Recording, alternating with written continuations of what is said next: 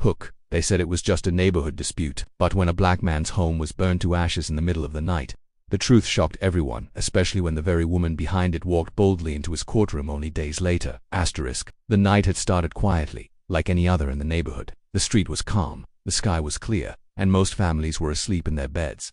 Inside his home, the man moved through his usual routine, shutting off lights, checking doors, and finally settling down to rest. It was supposed to be a peaceful night, another chapter in the ordinary rhythm of his life, but peace never lasted long here.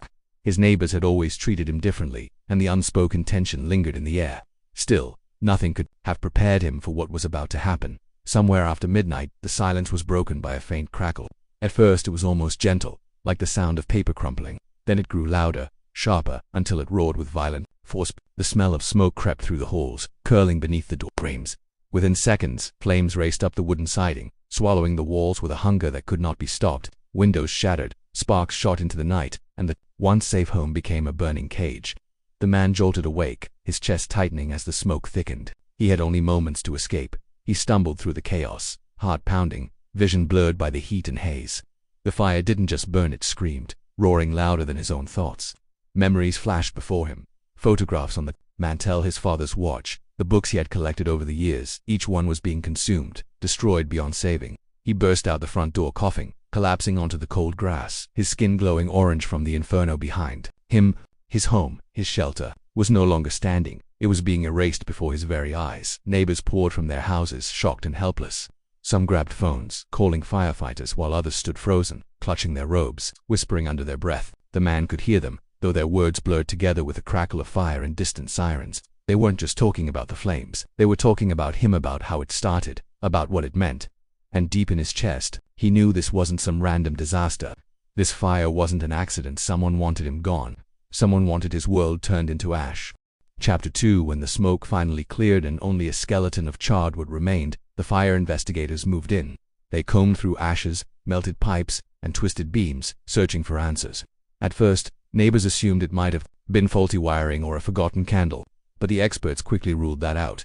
The burn patterns were unusual. A trail of accelerant was found near the porch, soaked deep into the ground. This wasn't just a fire, it was deliberate. Someone had poured gasoline, lit a match, and walked away knowing a man was inside. The word arson cut through the community like a knife. The man, still shaken and homeless, gave his statement to detectives. He spoke of the long battles he had endured with the homeowners association.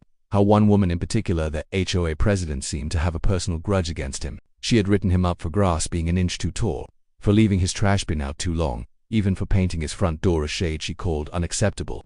Too many. Her obsession looked petty. But now, after the fire, it looked much darker. The police took his word seriously. When investigators followed up, the pieces began to fit. Security cameras from a nearby street showed a figure moving toward his house that night. The shape, the walk, the car parked at the end of the block, everything pointed to her. Witnesses claimed they saw her circling the neighborhood hours before the fire, her headlights off, creeping through the streets.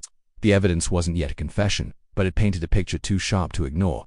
The news spread quickly. Neighbors whispered over fences, shocked that the very woman who claimed to protect the beauty of the community could be behind such destruction. Some defended her, saying she was strict but never dangerous. Others admitted they had always felt uneasy about how far her authority stretched. The man listened to all of it in silence, anger and grief boiling beneath his skin. His home wasn't just lost, it had been taken from him with purpose. And the person accused wasn't a stranger. She was the face of his neighborhood, the one who had smiled coldly as she slipped warning letters into his mailbox. Now the mask had slipped. Chapter 3. The courthouse was packed. Every seat filled with neighbors, reporters, and curious onlookers who had followed the case from the beginning. The man sat quietly at the front, his hands clasped together, the weight of loss still heavy on his shoulders. His home was gone, his memories reduced to ashes. But this day wasn't about destruction, it was about truth.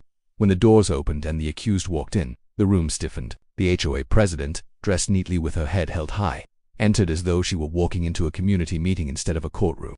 Her calmness seemed unnatural, almost defiant, as if she believed she could control the story one last time. Their eyes met across the room.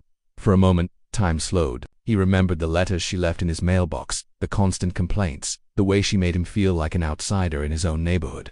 Now, here she was, forced to sit and listen as her actions were laid bare for the world to see. The prosecutor rose, presenting evidence step by step: the accelerant trail, the late-night security footage, the witness who saw her circling the block, piece by piece. The story unfolded not of a simple fire but of a targeted attack. The jury listened, their faces grim. Each detail chipped away at the woman's mask of control. She shifted in her seat, her eyes darting, her composure slowly unraveling.